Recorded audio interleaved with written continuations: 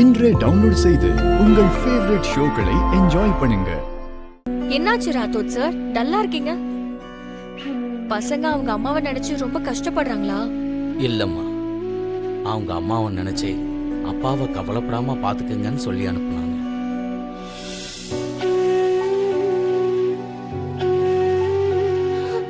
வயசுக்கு மீறிய பாரத்தை சுமந்துகிட்டு இருக்காங்கம்மா.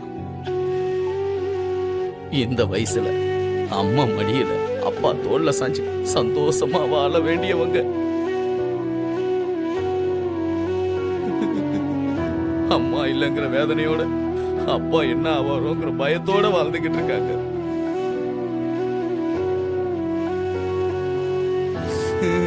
சாமி நிஜமா சதிகாரம் தாமா.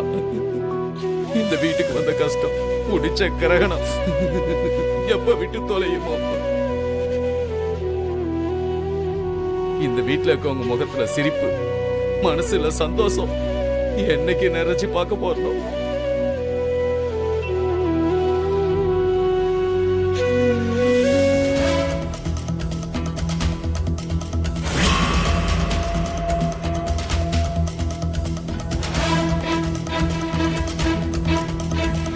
ராத்தோத் சார், நான் உங்ககிட்ட ஒரு விஷயம் கேட்கட்டுமா?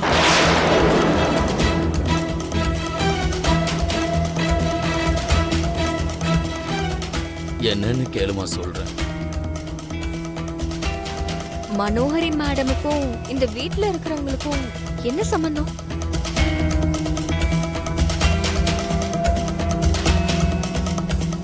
மேடம் இறந்து போனதுக்கு அப்புறம் கூட அவங்க எதுக்காக இந்த வீட்லயே இருக்கிறாங்க?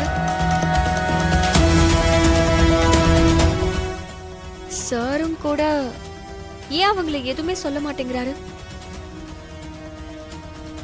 எதுக்காக அவங்க மத்தவங்க வீட்ல இருந்து உரிமை கொண்டாடணும்னு நினைக்கிறாங்க? ஆமாமா, அவங்கள இப்ப இல்ல எப்பவுமே என்னால புரிஞ்சுக்க முடியல. அம்மாவுக்கு கல்யாணம் ஆன புதுசுல நல்லா தான் இருந்தாங்க. ஆனா எப்பவும் அவங்கள சுத்தி ஒரு பொறாமை எண்ணம் இருக்கிற மாதிரியே இருக்கும். பெரிய பாப்பா பிறக்கிற வரைக்கும் அப்பப்பா வருவாங்க, ஒரு 2-3 நாளைக்கு இருப்பாங்க. எப்பன்னு சரியா ஞாபகம் இல்ல.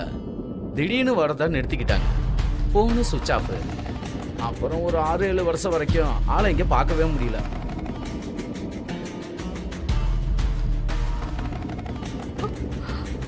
அஞ்சாறு வருஷம் ஆளே காணுமா? திடீர்னு ஒரு நாள் கொடைக்கானல்ல வந்து எங்க முன்னாடி நின்னாங்க. அப்போதுல இருந்து வரதும் போறதுமா இருந்தாங்க. சரி, ஆனாலும் அந்த 5-6 வருஷம் அவங்க எங்க இருந்தாங்க? அப்படி என்ன பண்ணிக்கிட்டு இருந்தாங்க? அது தெரியலம்மா. மேடம் 2-3 முறை கேட்டு பார்த்தாங்க, பதிலே சொல்லாம மௌனமா இருந்தாங்க. சும்மா சும்மா கேட்டா மனோகரி அம்மா வருத்தப்படுவாங்கன்னு அந்த விஷயத்த கேட்கறதையே விட்டுட்டாங்க. ராத்தோ